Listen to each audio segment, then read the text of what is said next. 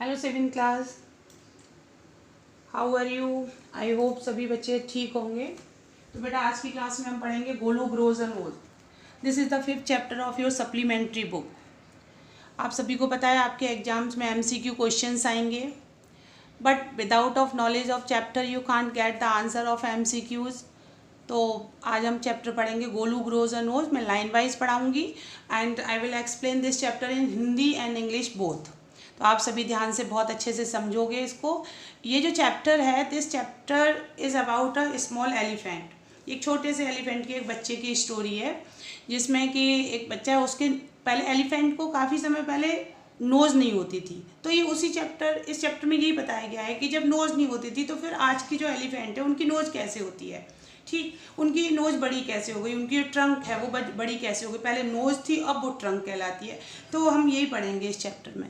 चलिए, long long ago the elephant had no trunk.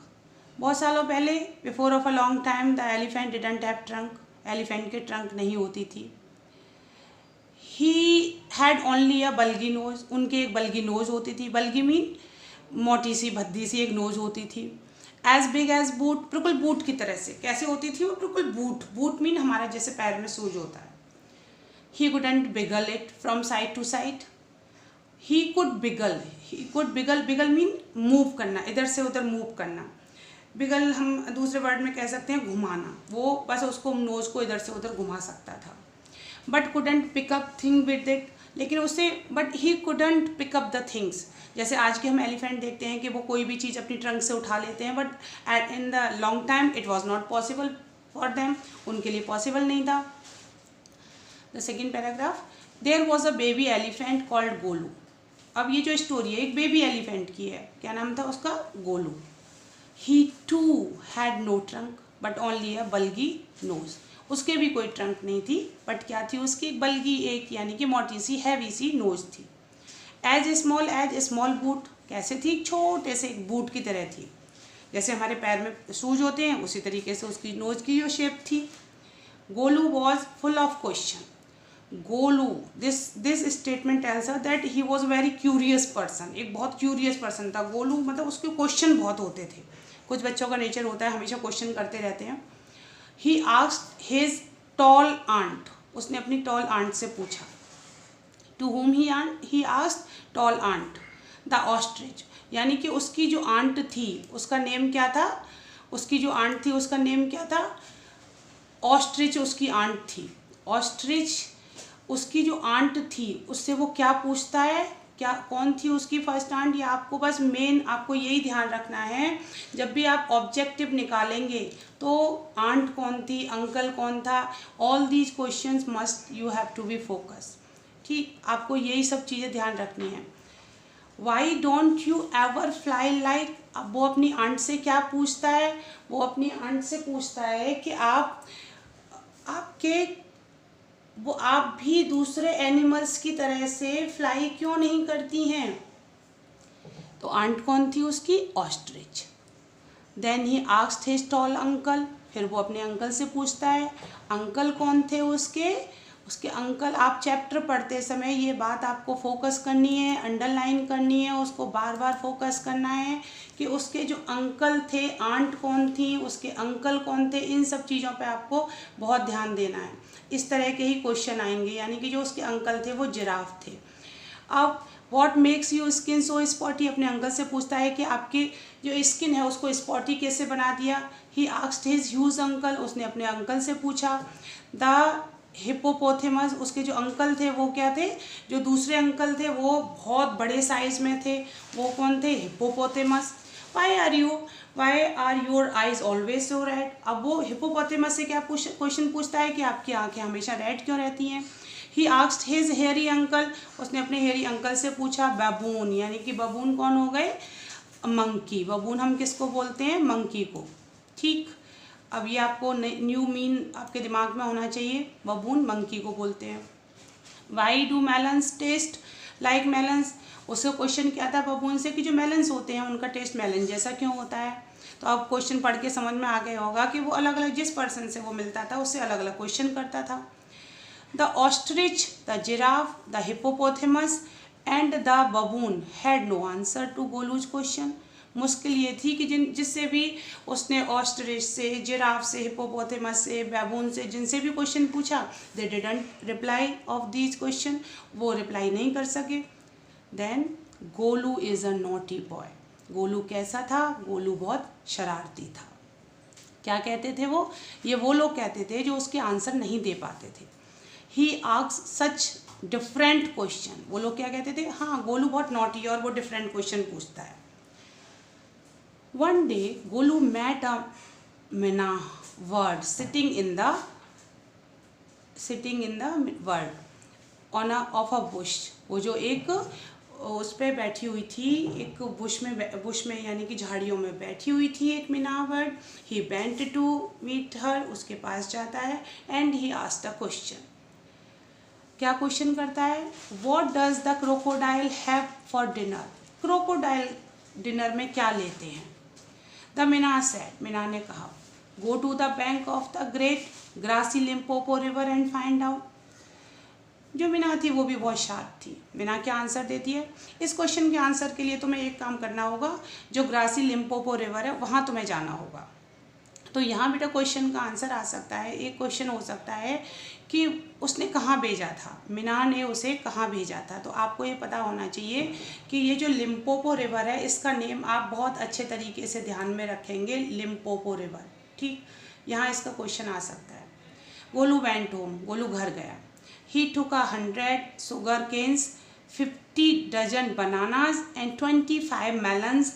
Then he said to his family goodbye। उसने क्या क्या लिया? उसने 100 शुगर्स लिए। यहाँ पे भी आपको फोकस करना होगा। उसने 100 शुगर्स लिए, शुगर केन्स। 50 उसने क्या लिया था? 50 आगे डजन बनानास कलेक्ट किए उसने, एंड 25 मेलन्स। ये सारी चीज़ें इकट्ठी करके और अपनी फैमिली से गुड बाय कहता है। I am going to the great grassy Limpopo river. वो कहता है कि मैं, जो रिवर है ग्रासी लिम्पोपो रिवर है, मैं वहाँ जा रहा हूँ। I will find out what the crocodile has for dinner. मैं वहाँ पे ये सर्च करने के जा रहा हूँ कि ये जो क्रोकोडाइल हैं वो रात के खाने में क्या खाते हैं। He had never seen a crocodile. उसने क्रोकोडाइल को कभी देखा नहीं था। And didn't know what one looked like. और उसे नहीं पता था कि ये कैसे दिखते हैं। He met a python and asked him. अब वो रास्ते में एक पाइथन से मिलता है। पाइथन मीन अजगर। ठीक, have you ever seen a crocodile? क्या आपने कभी क्रोकोडाइल को देखा है? What does he look like? वो कैसे दिखते हैं? What does he have for dinner? वो डिनर में क्या खाते हैं? यानी कि वो जिस किसी से मिलता था उससे वो यही क्वेश्चन करता था कि वो कोई क्वेश्चन करता था। तो on the way when he got the Python, जब पाइथन से मिलता है वो, तो पाइथन से क्वेश्चन करता है कि आपने कभी क्रोकोडाइल्स को देखा है? क्रोकोडाइल कैसे होते हैं और वो रात के खाने में क्या खाते हैं?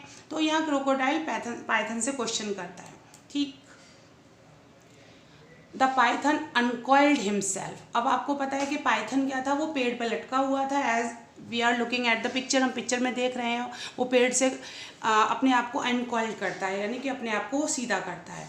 From the branch of a tree, उस पेड़ पर जब लटका हुआ था वहाँ से वो अपने आप को अनकॉइल्ड करता है, मीन्स सीधा करता है। But said nothing. उसने तो कोई जवाब ही नहीं दिया गोलू के क्वेश्चन का। Golu politely helped him to coiled around the branches again and said good bye to him. Golu ने क्या किया? जब पाइथन ने गोलू के क्वेश्चन का आंसर नहीं दिया तो उसने क्या किया? वापस उसको पेड़ पर कॉइल्ड कर दिया, मतलब उसको दोबारा से फिर गोल गोल घुमा दिया, उसमें अटका दिया और फिर वो वहाँ से चल दिया और उससे क्या कहता है? Good bye. ठीक, तो यहाँ तक आपको सबको समझ में आ गया होगा। आगे देखते हैं। गोलू मूव्ड ऑन, गोलू चलता गया।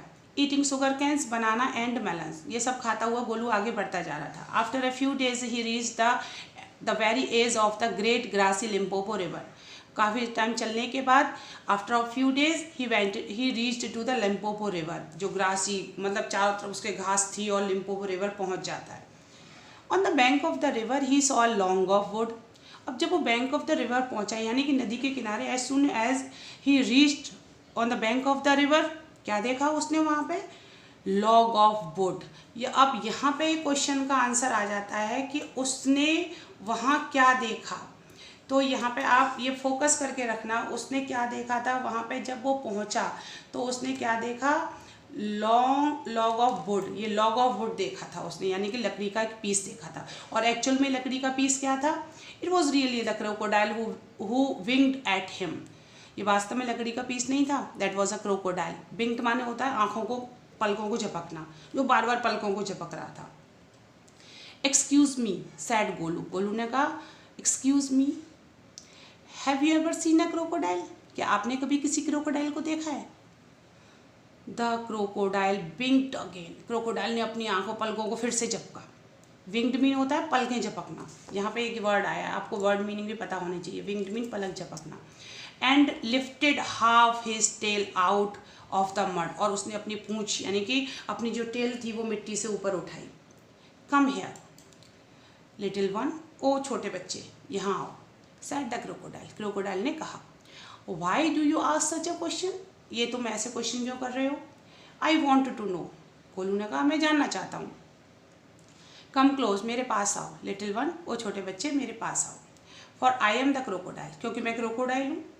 And he shed crocodiles tears to show it was quite true, और वो अपने आप को प्रूफ करने के लिए वो क्या करता है, हम जैसे कहावत कही गई ना, क्रोकोडाइल यानी कि मगरमच्छ के आंसू बहाना, तो वो भी अपने आंसू बहाने लग जाता है।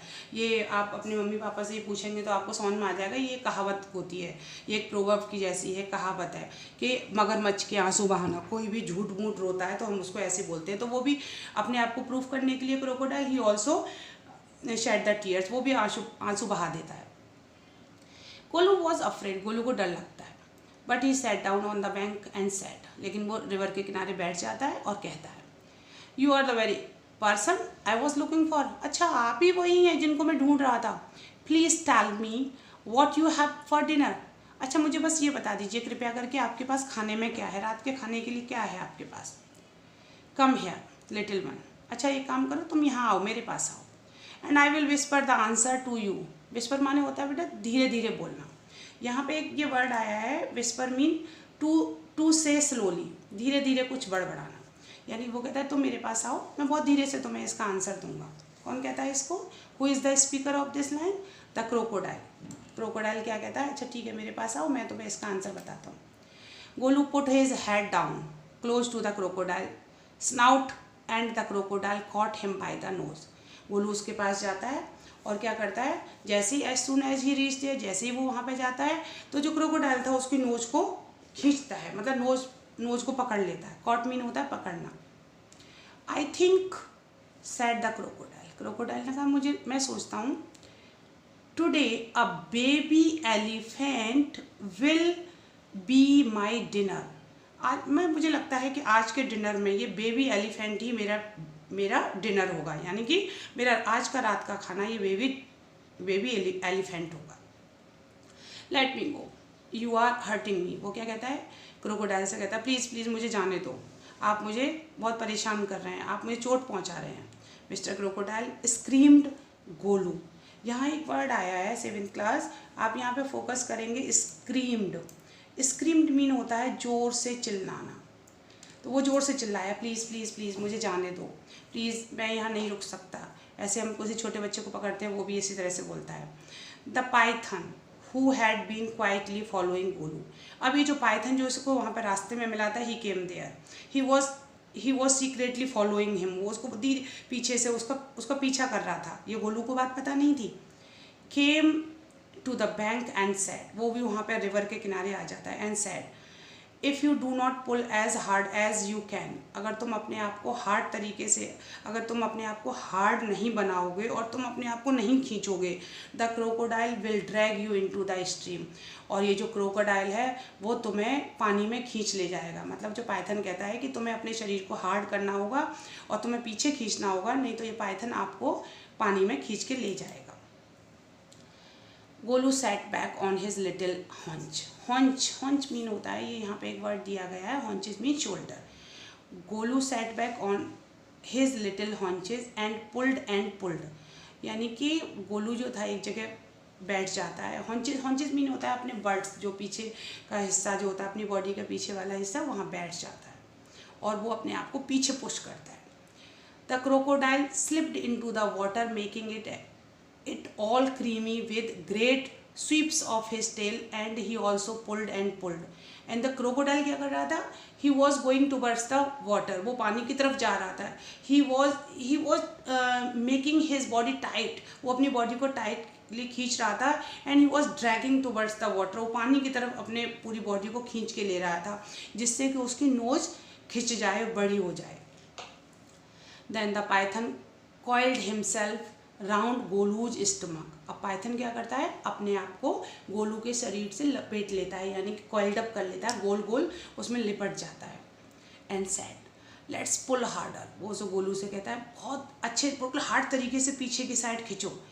Golu duck in all his 4 legs in the mud and pulled. Golu की जो लेग्स थी, all the 4 legs were डग्ड in the mud. उसकी जो चारों लेग थी वो नीचे मिट्टी में चली गई थी और वो अपने आप को खींच रहा था. The nose kept on stretching. अब जो उसकी नोज थी, स्ट्रेचिंग मीन क्या होता है?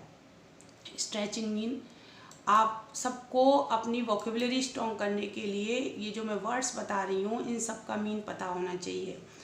स्ट्रेचिंग मीन होता है खींचना. उसकी जो नोज थी वो अब खिंचती चली जा रही थी. At each pull the nose grew longer and longer. अब तो उसकी नोज और बढ़ती जा रही थी, बड़ी होती जा रही थी. एंड इट हर्ट गोलू, जिससे गोलू को चोट पहुंच रही थी. The nose was now 5 feet long. How much long? अब ये क्वेश्चन का आंसर है. उसकी जो नोज थी गोलू की वो कितनी बड़ी हो गई थी? 5 feet long. But it was fresh and last. लेकिन ये बिल्कुल फ्री थी. Sorry, it was free and last. बिल्कुल फ्रीली खिंचती चली जा रही थी. Golu set down. गोलू बैठ गया. With his nose wrapped up in a big banana leaf and hung it in the grate.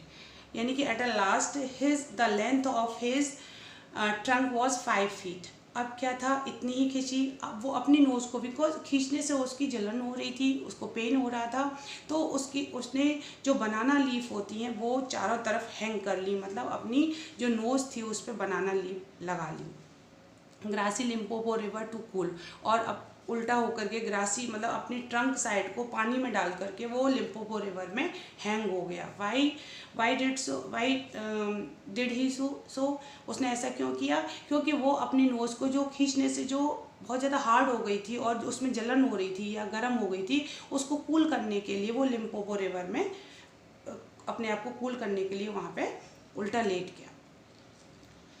Golu sat there for 2 days. Golu वहाँ पे 2 दिन तक बैठा रहा. Waiting for his nose to cool and to shrink. Golu ये wait करता रहा कि उसकी नोज ठंडी हो जाए और श्रिंक हो जाए. It grew cool. गोलू की नोज कूल तो हो गई बट इट डिडंट श्रंक. लेकिन वो ठंडी नहीं हुई. On the shoulder Golu lifted his long nose trunk.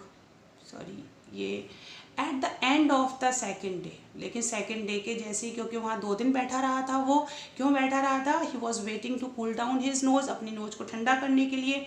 लेकिन जब सेकेंड डे का मतलब लास्ट टाइम चल रहा था तो क्या होता है उसके साथ? अ फ्लाई केम. एक फ्लाई यानी कि एक कोई बर्ड वहाँ आ जाती है एंड इंसेक्ट टाइप से. And stung Golu on the shoulder. एक मक्खी वहाँ आती है और उसके जो गोलू था उसको शोल्डर पे स्टंग कर लेती है, काट लेती है, डंक मार देती है. Golu lifted his long knows. Golu ने अपनी बड़ी ट्रंक यानी कि बड़ी नोज उठाई. And with it hit the fly dead. अब क्या था? अब तो गोलू के मज़े आ गए थे. गोलू की तो अब छोटी नोज नहीं थी, गोलू की नोज ट्रंक बन गई थी. तो जैसे ही उसने जो फ्लाई आई थी उसने स्टंग किया, उसको काटा और उसने अपनी ट्रंक से उसको वहाँ से भगा दिया और मार दिया. भगाया नहीं, मार दिया. ठीक. Advantages number 1. Hissed the python. Python वहीं खड़ा हुआ था. उसने कहा oh wow, it is just advantages of your trunk. ये तो तुम्हारे ट्रंक का एडवांटेजेस है. ये तो फर्स्ट एडवांटेजेस हो गया. You couldn't have done it with a small nose. और तुम छोटी सी नोज से तो कर नहीं सकते थे ये. Try and eat a little now. अब तुम कुछ भी खा सकते हो इससे. Golu put out his trunk and plucked a large bundle of grass. अब गोलू ने क्या किया? सेकंड काम, अपनी उसे with the help of the trunk he put a bundle of grass. उसने घास का एक बंडल उठाया. He dusted it against his 4 legs. उसने अपनी आगे की जो लेग्स थी वहाँ पे उसको डस्टेड किया, यानी कि धूल मिट्टी, घास की धूल मिट्टी हटाई. And stuffed it into his mouth, और अपने माउथ में डाल दिया। एडवांटेजेस नंबर 2, यानी कि जो पाइथन था वहाँ खड़ा हुआ था, he said that is the second advantages, you couldn't have done with the small nose. वो कहता है कि तुम ये अपनी स्मॉल नोज से नहीं कर सकते थे। Don't you think you can it too hot now, अब तुम्हें ऐसा नहीं लगता कि तुम बहुत ज़्यादा टू हॉट, बहुत ज़्यादा गर्म हो गए हो। And what did he say again, Golu scooped up some mud from the bank. वो कहता है कि शायद तुम्हें यहाँ गर्मी लग रही होगी बहुत ज़्यादा, अब क्या करोगे तुम। तो what did he do, Golu क्या करता है, there was a mud and he pick up some mud, वो अपनी थोड़ी सी वहाँ मिट्टी जो थी उसको उठाता है by the help of the trunk, अपनी ट्रंक से, and slapped it on his head. वो क्या करता है, देयर वॉज अ मड, वहाँ थोड़ी सी मड उस अपने स्कूप्ड करता है, यानी कि अपनी जो ट्रंक थी उसे उठाता है, एंड ही स्प्लैश्ड, उसको स्प्लैश्ड करना मीन फेंक देना, उसको बिखेरना, अपने कहाँ पे डालता है, वो अपने माथे के ऊपर डालता है, head. Advantages number 3, hissed the python, python कहता है oh this is the advantages of number 3, you couldn't have done it with a small nose, और तुम एक छोटी नोज से तो ये कर नहीं सकते हो। Thank you my dear python, वो उस पाइथन से थैंक यू बोलता है। सैड गोलू ग्रेटफुली, गोलू उस पाइथन से थैंक यू बोलता है। और वो थैंक यू क्यों बोलता है गोलू उससे, क्योंकि ये सब पाइथन की वजह से ही हुआ था। ठीक, अगर पाइथन उसको नहीं कहता, उसको सलाह नहीं देता और उससे कुछ भी नहीं बताता तो शायद वो नहीं कर पाता। तो वो उसे थैंक यू बोलता है। I will remember all this and now I will go back to my family, वो उसे थैंक यू बोलता है कि मैं हमेशा ये ध्यान रखूँगा, यू हेल्प मी, कि तुमने मेरी हेल्प की और मैं अब अपनी फैमिली की तरफ जा रहा हूँ। तो 7th class, I hope you understood this lesson. Chapter समझ में आया हो तो आप चैनल को सब्सक्राइब करें, वीडियो को लाइक करें। आगे की वीडियो में हम इसके MCQs पढ़ेंगे। Okay, till then good bye, be happy, good night.